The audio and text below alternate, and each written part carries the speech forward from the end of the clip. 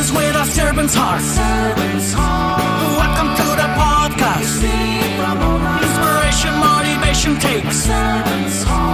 Listen to the podcast. We're all about to talk about life. Our guests will share their life story. We want you to success in life and business. We're ready and we will start shortly. We're gonna talk about life. We're going to speak on business. You're gonna shine bright. We are going to witness. Business with a servant's heart. With hosts Steve, Ramona, and Ray. Inspiration, education talks. Listen to the podcast. Steve, Ramona.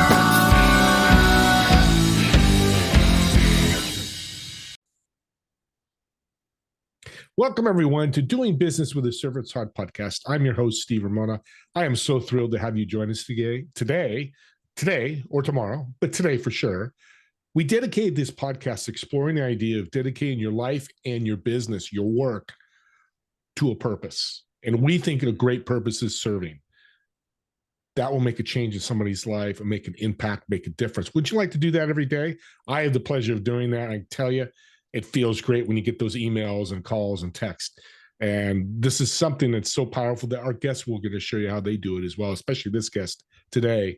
We also developed this podcast so our guests motivate you, inspire you, and educate you to grow. And it might be a servant, might be a tip, might be a resource, but always value to you. We're going to bring you so much value that you're going to go, I got to listen again. That's our whole goal.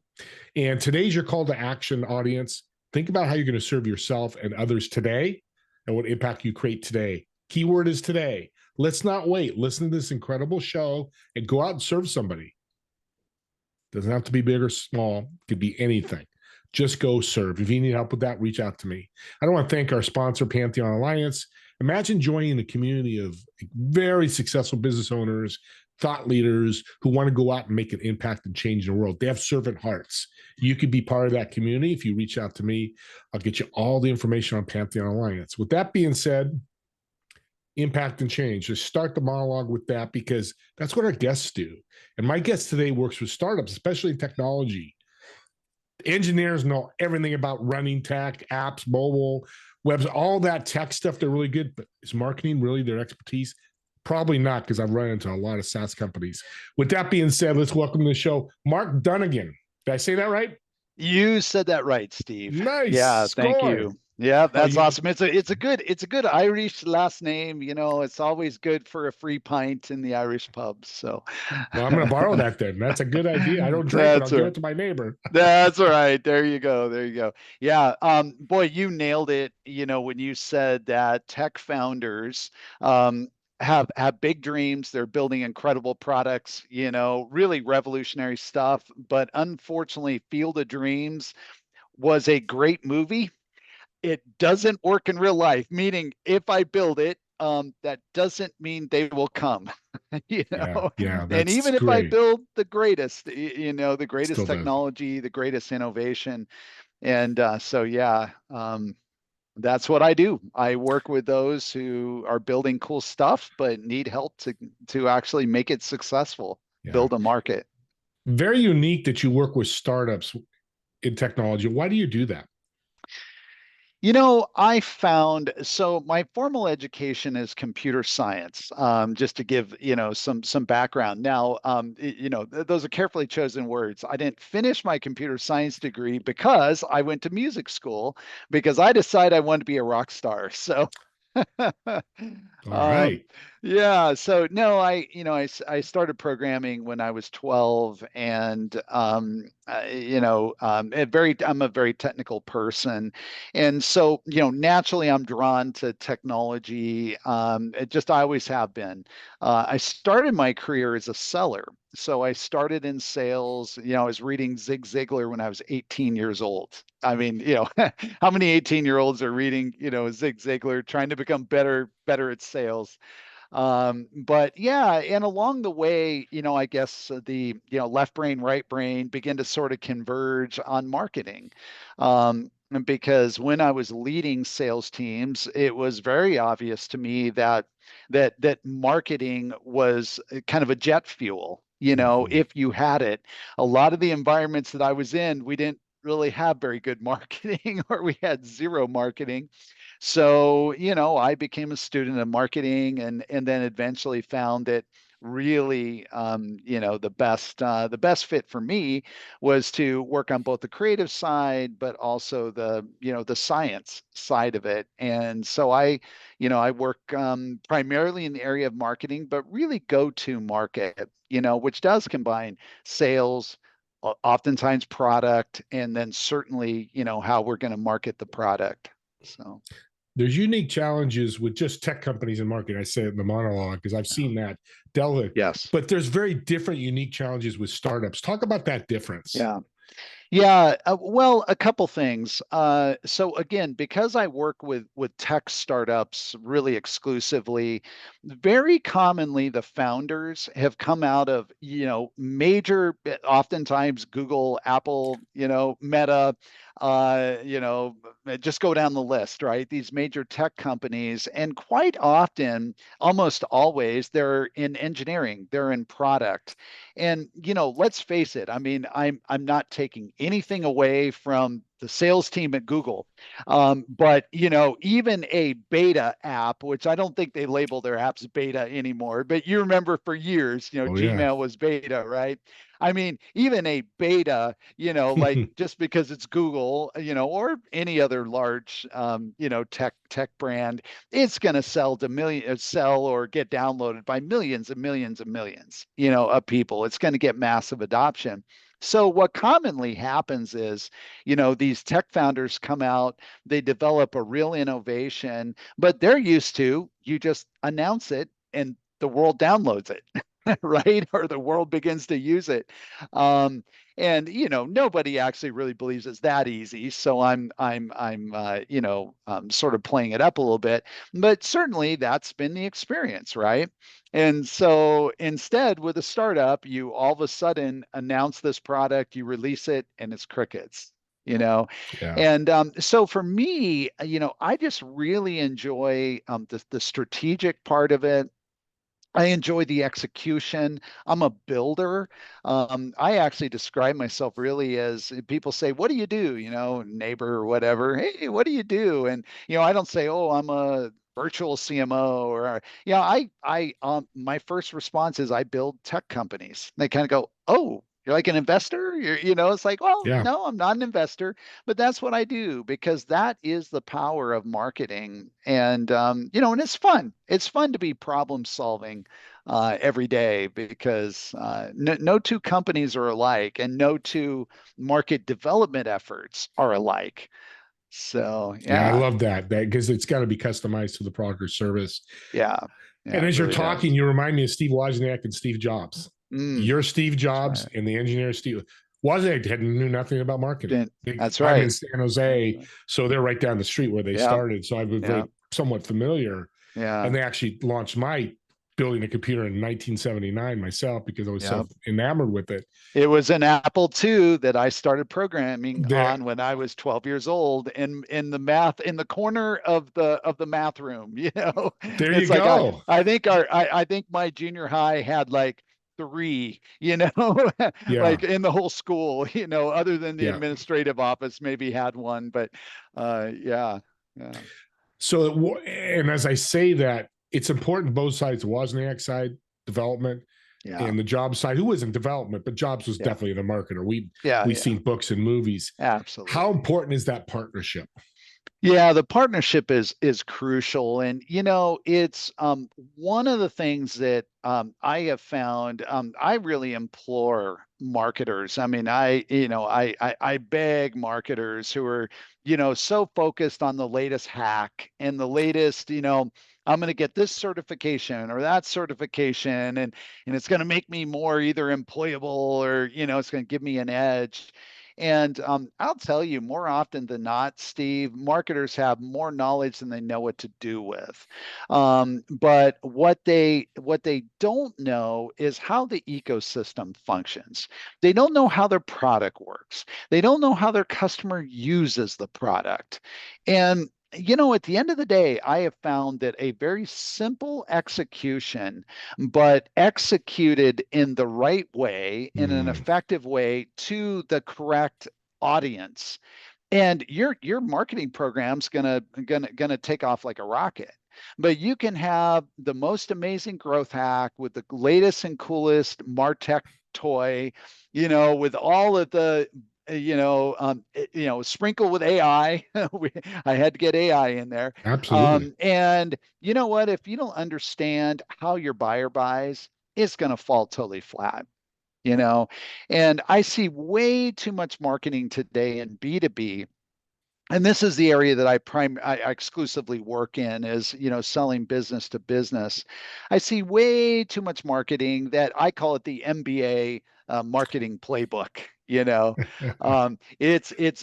been taught in MBA programs for the last 25 years, actually probably the last 40 years, 35 Mm, years at least. And all the principles are sound. I mean, and there's elements of it that absolutely you still need to do. So it's not throw out the whole playbook, but it's incomplete. And I think that is where a lot of marketers get tripped up today. And, when I'm talking to business owners, and you don't have to be a tech startup founder, by the way, even to look at your business and to just think, how does my buyer discover solutions? You know, how and am I there? That's the first place to start, because it's shocking how many people will say, "Oh, I need to run, I don't know, I'm just going to say a Facebook campaign. We need someone to come in and run Facebook ads." And I say, "Really? That's interesting. Are you sure your buyers are there?" Well, I don't know, but everybody's on Facebook. Like, well, but let, us deconstruct this a little bit. Let's make sure. Maybe you need to be on LinkedIn. yeah. Shoot, maybe you need roadside signs, billboards. I mean, Yeah. and maybe you need all of it. And for some businesses you do, but I'm always surprised at how many executives and business owners that I'll just ask that simple question to, like, well, how do your customers primarily find you? And you always get the, oh, word of mouth, or, oh, we get everything through, our referral channels, through, through distributors or this or that, or, they can say it. But then you say, no, but that that's how they ultimately purchased. But how did they find you?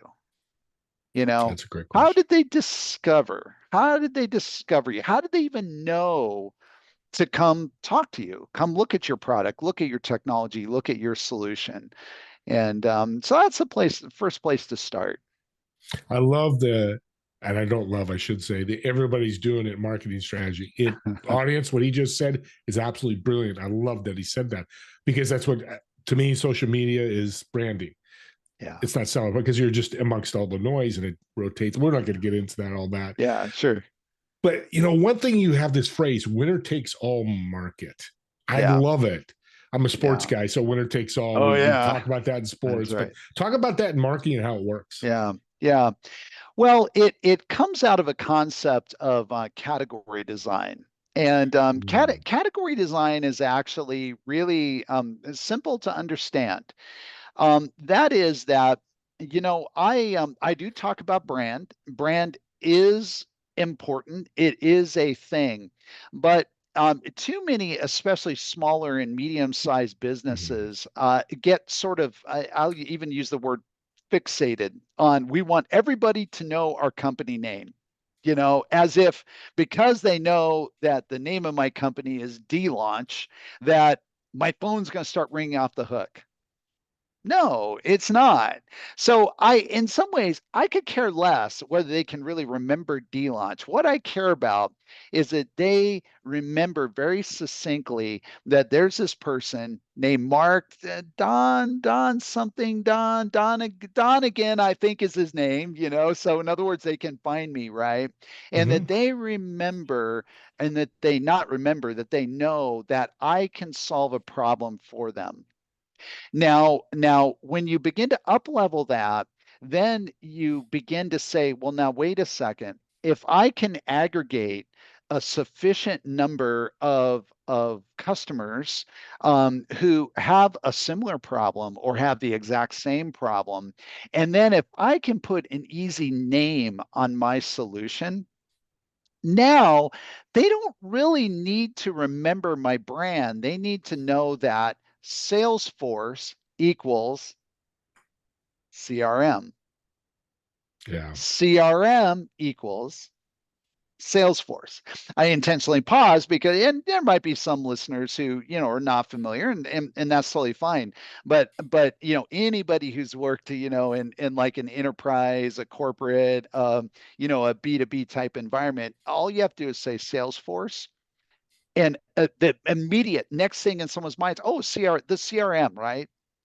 And very often, even the way you built a category is you'll be in a conversation, and and someone might say Salesforce, and another person says, "Oh, CRM," but we're not actually using Salesforce; we're using HubSpot. Yep. Yeah. Or you say CRM, they go, "Oh yeah, yeah, we're using Salesforce." Or you say CRM, they say, "Yeah, we use Salesforce. We just switched to whatever, Yeah. Monday.com, or Hmm. some other solution." And so when you build a category, there's some amazing research that is in a book called Play Bigger. And by the way, everybody wants to know, Mark, what books, should I read? And Play Bigger is absolutely number one. It remains number one since it came out in I think 2015, is somewhere around there is when it was first published. It is an absolute quintessential book on category design. And the research those authors did showed through public companies, and then they later looked at private company valuations as well, is that the category king or category queen takes 76% of the market economics, Hmm. and everybody else fights for scraps. So Wow. this is what I mean, winner takes all. Now, going back a number of years, you remember the original days of the iPod. Steve Jobs famously held up the iPod. He did not say, "This is Apple's new MP3 player with 1 gigabyte of, et cetera." He held it up and he said, "1,000 songs in your pocket." Now, just a year later, or right around the same time, Microsoft introduced a product called Zune. Remember the Zune? If Oh you don't, yeah. that's okay, because guess Nobody. what? Guess what? They were number 2 in the market. And at the peak of iPod sales, and I believe this is, someone can fact check me on the year, but I believe it was around 2005, at the very, very peak, when iPod was just, when it was crushing it. That's 20 years ago now. But at the peak, maybe it was 2002, 2003, but somewhere in Hmm. that vintage, the iPod at Christmas time sold 90% of all MP3 players sold by revenue. So when you looked at the total market, looked at revenue, it was over 90% was generated by the Apple iPod. Microsoft was in there with their 7% or somewhere in there. And guess what? Everyone else, remember Turtle Beach and Oh yeah. Rio and all these guys, Philips, I mean, they're on everybody's shelf. You go in the you go in the, I remember going in the grocery store and, they Yeah. had Yeah. the checkout, just the real cheapies, but, Yeah. they were everywhere, right? All of those other guys were fighting for 3% of the market. Yeah. That's. Winner takes all. And so the amazing thing about category design, though, is that, I throw out these big examples, and people are naturally prone to say, "Okay, that's great, Mark, but guess what? There's only one Apple in the world, and it's not me, And so, okay, I get it, but hey, I have a small startup, or I have a medium-sized company, or or maybe even I have a a little bit larger company, but we can't even begin to dream of trying to become the Apple iPod. The incredible thing is that you can define your category narrowly so that you can command 76% of your market. Everybody's afraid to do this, Yeah. because, but we want to sell to everybody. When you sell to everybody, you sell to nobody. And now, I don't mean that literally, No. obviously you will make sales along the way, but what ends up happening is the notion of, I'm going to market to everybody, I'm going to sell to everybody. I don't want to leave, but we could kind of shoehorn our product into this application over here, and we don't want to miss any opportunities. The problem is that you miss your ideal fit, opportunities. Yeah. So I recently coined a term. Everybody's heard of ICP, right? Ideal customer profile. I coined a term. Maybe somebody else is using it too. So maybe, and again, fact check me, but it's called IPP. It's ideal profit profile. Mm. Too many founders and business owners think about kind of this broad ideal customer. I can sell to all of these markets and industries and, these personas, and this is amazing. Now, sales team, go crush it. And then the sales team comes back and they're underperforming. And people are like, what's wrong? We've got all these opportunities. It's like, yeah, because you need to narrow. Yeah. Because your product focus is diffuse, your marketing focus is diffuse, your sales focus is diffuse. When you narrow and you say, we are the experience management platform like Qualtrics did, suddenly you take what really by all rights is a survey tool and you build a multi-billion dollar valuation market cap company That's the winner. by That's the saying winner we're takes all. an Yeah. experience management tool. And this is real life example. And by the way, the authors of Play Bigger advised Qualtrics and are responsible for, there's a lot of great interviews they've done, talking about the work there. But Very powerful. Very cool. We come to the end here. Ton of information, audience. I hope you're taking notes. My pad is getting full here. That's why we're stopping. You have been writing. I have noticed. Yeah. I guess because there's, like you said, this is for everybody. Your niche is the SaaS startups. Yeah. Let's end with a really fun question. We're so business minded, which is important. So let's do a little improv. So I have a restaurant table or a table at a restaurant reserved for you of 4. Of course, you're going to sit in one of the chairs. In the 3 empty chairs, who would you invite, dead or alive? Why would you invite them? And what food would you order? Wow. I almost think the order food is the hardest part of the question. For some people, it really is. Yeah.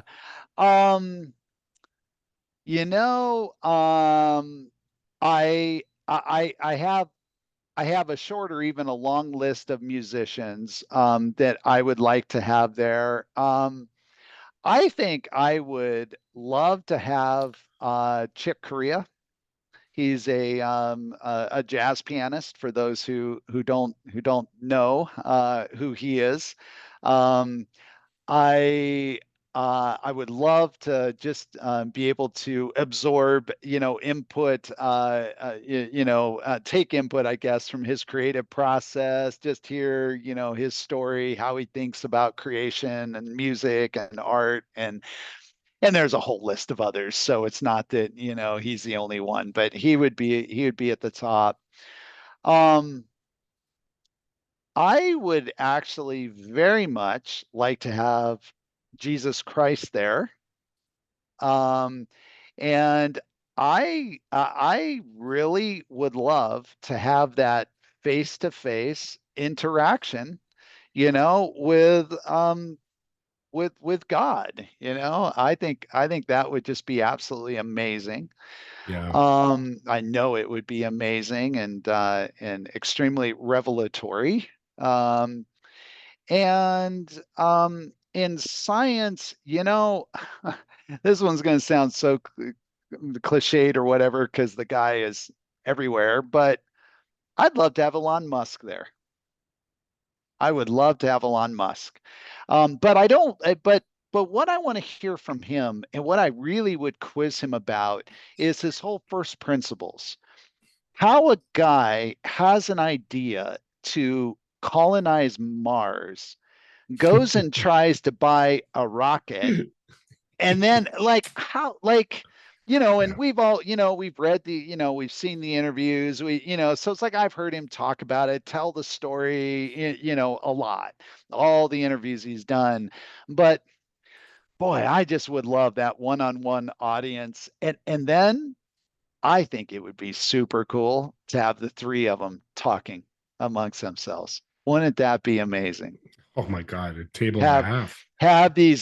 have these incredibly creative minds in totally different areas and fields and subjects with the creator of the universe. Oh man. Game changer. Yeah. Oh, Okay, now food. What food would I order?